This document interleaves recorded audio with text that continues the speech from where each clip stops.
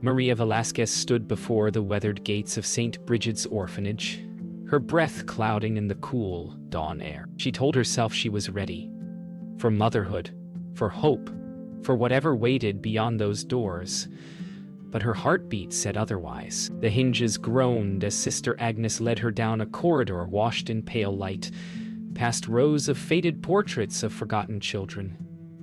Then she saw him, a small boy, sitting alone by the window, sunlight cutting across his face like a memory she didn't know she had.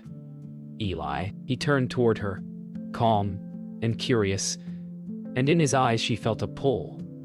Not recognition, but something older, deeper. He smiled faintly, and it struck her like déjà vu, as if this moment had already lived somewhere inside her. When she knelt before him, reaching out her hand, she whispered, "Do you remember me?" He shook his head, but that smile, gentle, haunting, said otherwise. And in that stillness, Maria felt the first tremor of something she could neither name nor escape. The sound of rain began that night. Soft, uneven drops against the roof of Maria's small apartment. Eli had fallen asleep on the couch beside her, curled beneath a faded blanket she'd owned for years. It was the same one her mother used to wrap around her when storms frightened her as a child. Watching him breathe, she felt an inexplicable calm, like her past had folded in on itself and landed here in this quiet moment. But when she reached to tuck the blanket around him, Eli stirred and murmured something that froze her blood. A lullaby in Spanish, one she hadn't sung aloud since she was 9. Her hand trembled as she whispered his name, but he only rolled closer, half smiling in his sleep. The rhythm of the rain seemed to echo his soft voice, repeating the forgotten tune. Maria sat still in the dim light, eyes wide, unsure whether to feel wonder or fear. Morning came gray and hushed. Maria poured coffee while Eli sat at the kitchen table, drawing with silent focus. His small hands moved quickly, sketching a house she didn't recognize. White walls, a red door, a tree out front shaped like the one from her childhood home. She felt her stomach tighten. "Where did you see that place?" she asked softly. Eli didn't answer. He simply pointed to the page and said, "That's where you cried." The cup slipped from her hand, shattering against the floor. Eli didn't flinch. He only looked up, calm and curious, as if her reaction was part of the drawing itself. Maria knelt to clean the shards, but her fingers shook too hard to hold them. She glanced again at the drawing. The sky he'd colored above the house was the same shade of blue as her mother's scarf, the one buried with her 10 years ago. That afternoon, Maria met Sister Agnes again at the orphanage to deliver final documents. The nun's smile was soft but tight, her hands clasped as if guarding a secret. "He adapts quickly," she said, "almost as if he's been waiting for you." Maria forced a polite nod, yet her pulse quickened. Where did he come from before here? The pause that followed felt too long. "We don't always know," Sister Agnes murmured, eyes lowering to the papers. The faint tremor in her voice unsettled Maria more than the words. Outside, thunder rolled. She turned to glance through a window and saw Eli in the courtyard, chasing rain puddles, his reflection blurred beneath gray clouds. For a moment she thought she saw another child beside him, her own younger self, running the same path years ago. When she blinked, the vision was gone. That night, Maria signed the final adoption papers. The ink bled slowly across the lines as if reluctant to settle. Eli stood near the doorway, hugging a stuffed bear he'd found in her old storage box, one she hadn't seen since childhood. "It smells like you," he said quietly. She froze, pen hovering above the signature. For an instant she couldn't breathe. She looked at him, small and solemn, framed by the lamplight, and felt an overwhelming rush of déjà vu that turned her joy into trembling awe. When she finally finished the signature, Sister Agnes took the papers with a sigh of relief. "He's yours now," she said, But Maria already knew it felt deeper than legal ownership. It felt like recognition, like closing a circle that should never have been opened. Outside, lightning flashed, illuminating their faces in silver. Maria held Eli close, unaware that with this embrace her past had just begun to return. Days blended into each other like fading watercolor. Maria found herself smiling more often, though she couldn't explain why each laugh left a hollow echo inside. Eli followed her everywhere, quiet, observant, his presence both comforting and uncanny. He began finishing her sentences, anticipating her actions, choosing the same food she did without being told. Once, while she folded laundry, he hummed the same tune she always did, the one she only ever sang silently in her head. "How did you know that song?" she asked. Eli shrugged, looking away. "You sing it when you're sad." The words chilled her. That night, when she tucked him in, she realized she'd stopped thinking of him as her son by adoption. Somehow she already knew he was hers, but not in any way she could understand. Maria began keeping notes, details, dates, little things that didn't make sense. Eli knew things no 6-year-old should. He spoke of her father's fishing trips, described her childhood dog, mentioned a scar on her knee she'd forgotten.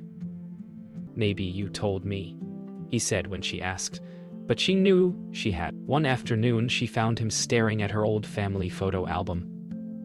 "You look different here," he whispered, touching the page. "You were sad because he left." The photo showed Mariah's father on the day he died. Her stomach tightened, her hands trembling as she closed the album. Eli's tone wasn't curious. It was remembering. That night, Maria sat awake, staring at the boy asleep in her home, wondering how he could possibly know what she had buried in silence. Eli began to draw more. Faces, houses, places Maria half remembered. One evening he handed her a new sketch, a sterile white room filled with machines. "It's where they made me," he said simply. Maria froze, her heart thudding in her throat. "What do you mean, made you?" Eli only smiled faintly, as if she already knew. Later, after he went to bed, she looked closer at the drawing. The details too precise, too scientific for a child's imagination. There were labels, numbers, even her initials written faintly in the corner. The sound of the refrigerator hummed behind her like static in her head. She tried to dismiss it as coincidence, but her hands trembled as she held the page. Deep down she knew this was not a child's invention. It was a memory. At the clinic, Maria pretended calm as she handed over Eli's medical file. The doctor smiled politely, tapping at his computer. "Routine check," she said, though her voice betrayed her. When he looked up, his brow furrowed. "His blood type matches yours exactly. Even the mitochondrial markers." She blinked, unsure what that meant. "That's rare," he added, eyes narrowing. "Unless he's your biological child." Maria laughed nervously, shaking her head. "That's impossible." But when she left, the world outside felt sharper, thinner, as if the air itself knew something she didn't. In her bag, the lab order form fluttered. She had written the words almost without thinking. DNA comparison test. Mother and child. That evening, Maria couldn't sleep. The lab receipt lay on her nightstand, the test scheduled for morning. Through the doorway, she watched Eli sleeping, bathed in the pale glow of a streetlight. He looked peaceful, but his stillness frightened her. She wondered if she'd been chosen for him or if he had somehow chosen her.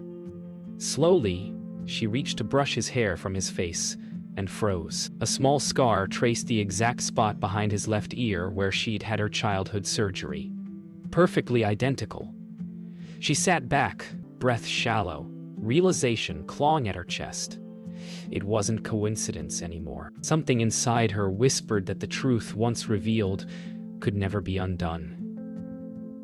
The sound of a clock ticked too loudly in the silence, counting down to the moment her world would change. The morning arrived wrapped in silence. Maria drove to the lab with the radio off, Eli's sketchbook on the seat beside her. Every turn of the tires felt heavier, like she was rolling toward a truth she'd begged not to find. The technician greeted her with a polite smile that didn't reach his eyes. 2 vials of blood, hers and Eli's, sat labeled on a tray. The moment the needle pricked her skin, a strange calm washed through her, as if some part of her already knew. When they finished, she held Eli's hand in the waiting room. He swung his legs, humming softly. Maria studied the rhythm of that hum and realized it matched her heartbeat exactly. 2 days later, the call came. "You should come in," the technician said, voice too measured. Mariah's chest tightened. At the lab, papers waited in a sealed envelope. The doctor's words blurred. Identical markers. 99.9% match. Impossible timelines. The sound of her pulse drowned everything else. She stared at the printout. Her name beside Eli's. 2 identical sequences repeating line after line like mirrored code. "He's your biological child," the doctor said finally, "but his recorded birth predates your own fertility records." Mariah's vision swayed. Outside, rain lashed the windows as if the world itself refused the revelation. Driving home, Maria could barely keep her hands steady on the wheel. The city blurred around her like smeared paint. She pulled over, pressing the report against the steering wheel, reading the words again as if repetition might change them. She remembered the nights she had prayed for a child, the years of tests and silence, the way every door had closed. Yet here he was, her son, existing before he could have been born. Tears broke free, half grief, half awe. She looked in the rearview mirror. Eli sat quietly in the back seat, his eyes meeting hers through the reflection. "It's okay, Mama," he said softly. "Now you know." Back home, Maria spread every document she owned across the dining table. Birth records, hospital notes, fertility forms. Dates clashed, names crossed over, and somewhere between them, her memory fractured. She remembered an experimental clinic, a woman in a white coat asking for a sample for research.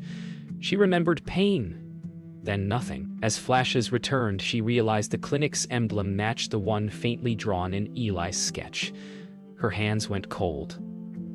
Outside, thunder growled like a warning. The papers fluttered in the draft from the open window, the ink smearing into unreadable lines, truth dissolving before her eyes. Night fell heavy and silent. Maria sat on the floor beside Eli's bed. The report spread open before her. He stirred, whispering through half-sleep. "Don't be scared, Mama. They just wanted you to forget." Her breath caught. His words felt too practiced, too knowing. She touched his cheek, voice breaking. "Who told you that?" Eli smiled faintly. "You did." Before, the air thickened around them, electric, unreal. Outside, the storm eased, leaving the house drenched in stillness. Maria closed the folder slowly, understanding that nothing in her life had begun where she thought it did. Tomorrow she would seek answers, but tonight, she simply held him, afraid to let go. Maria didn't return to work. Her desk stayed untouched while she searched online archives through sleepless nights, tracing every clinic and fertility trial from her past. One name kept surfacing. Dr. Nolan Crest. The name stirred a half-memory. A man's voice saying, "You'll forget soon." The next morning, she called the number listed under a research institute address. No answer. Later, an email arrived. "If you're who I think you are, stop looking." Her stomach turned cold. She printed it, pinned it above the table, and whispered, "I'm not stopping." Eli watched from the doorway, eyes full of quiet worry. He asked, "Are they bad people?" She hesitated. "They're people who played with things they shouldn't." Maria drove 3 hours to the address from the email signature. The building was abandoned, windows boarded, the sign half torn. Crest Biogenetics Research. Inside, the air smelled of dust and metal. Folders littered the floor, dates from the year she'd been treated for infertility. Her hand brushed over a file stamped Velasquez, M.E. Inside were photos of a hospital bed, a blood sample labeled with her initials, and a printed infant footprint. Her heart seized. Footsteps echoed behind her. "You shouldn't be here," a man's voice said. She turned.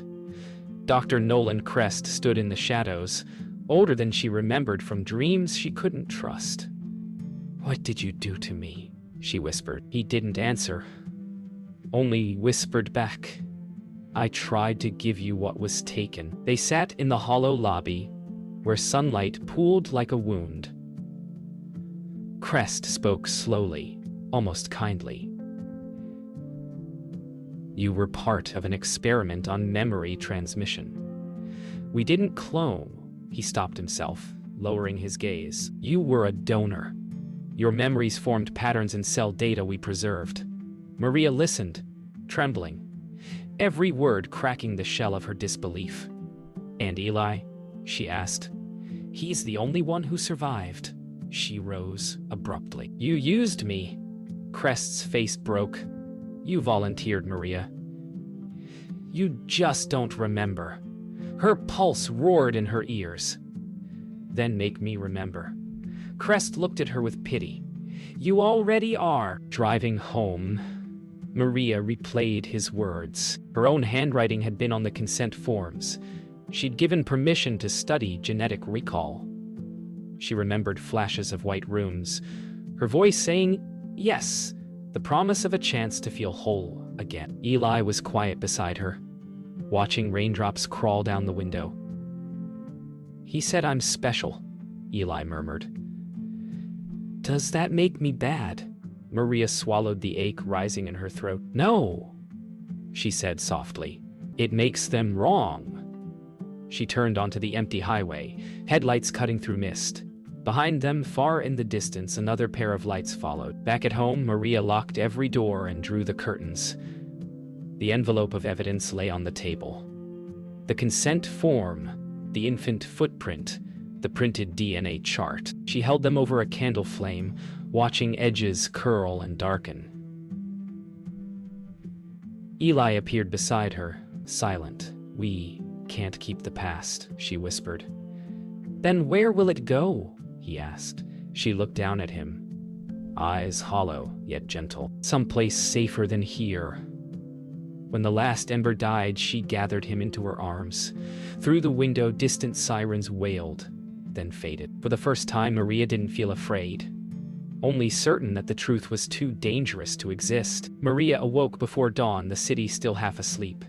She had dreamed of water, cold, endless, and filled with voices calling her name. Beside her, Eli slept soundly, hand resting on her arm. For a moment she thought she heard the hum of machines, then realized it was only her own pulse. She rose, walked to the window, and watched the faint light gather over the skyline. Something inside her was shifting, the last wall in her mind beginning to give way. She could feel memories pressing forward, images she had buried. A white corridor, a heartbeat on a monitor, a promise whispered by someone unseen. The visions came gently at first. She remembered lying in a bright room, a woman's voice assuring her that love could be preserved, that grief could be rewritten. She saw herself signing a page, smiling through tears, believing she was helping others heal.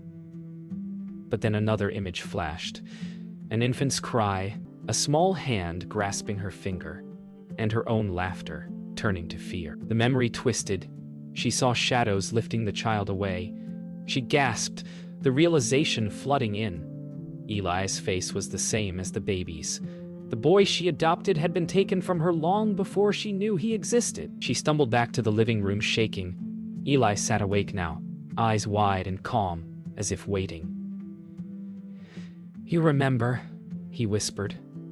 She nodded, tears sliding freely. "They took you from me." He tilted his head. "You found me again."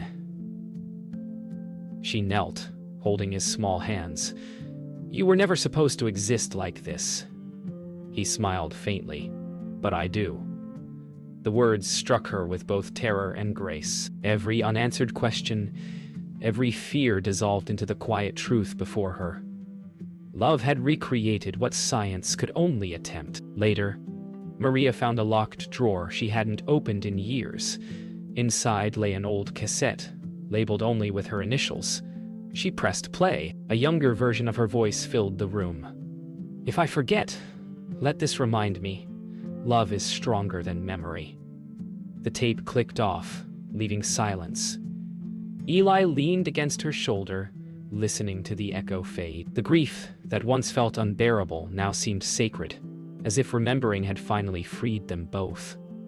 Outside, sunlight broke through the clouds, illuminating the dust floating like gold. That evening, Maria wrote a letter she would never send. "You were born twice, my son, once by pain, once by hope." She placed the letter beneath Ali's pillow, knowing he would read it someday. As he slept, she stepped onto the balcony. The city lights glowed like scattered stars. For the first time, she felt peace, not because she understood everything, but because she finally accepted that love itself had rewritten reality. Behind her, Eli stirred, whispering her name through dreams. Maria turned, smiling softly. Whatever he was, whatever she had become, they were whole. Maria didn't sleep for 3 nights. Every time she closed her eyes, she saw flashes of white corridors, the faces of those who had lied to her, and Eli's calm smile amid chaos. The truth burned in her chest, begging to be spoken, but she knew the world would never see Eli as a child, only as evidence. Papers were spread across the table again, the only proof of what had been done. A letter from Detective Vega lay unopened beside them.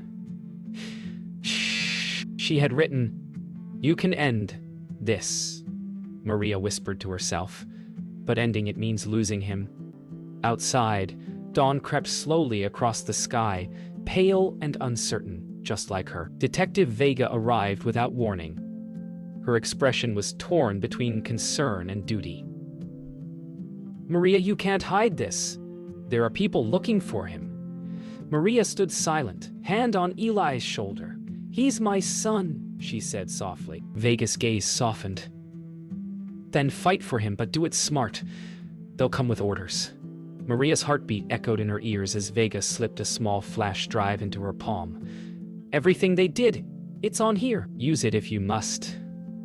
When the door closed, Maria held the device like a live spark, unsure whether it was salvation or ruin. That night, Maria and Eli packed what little they could carry. She moved quietly, each motion measured, each breath a goodbye.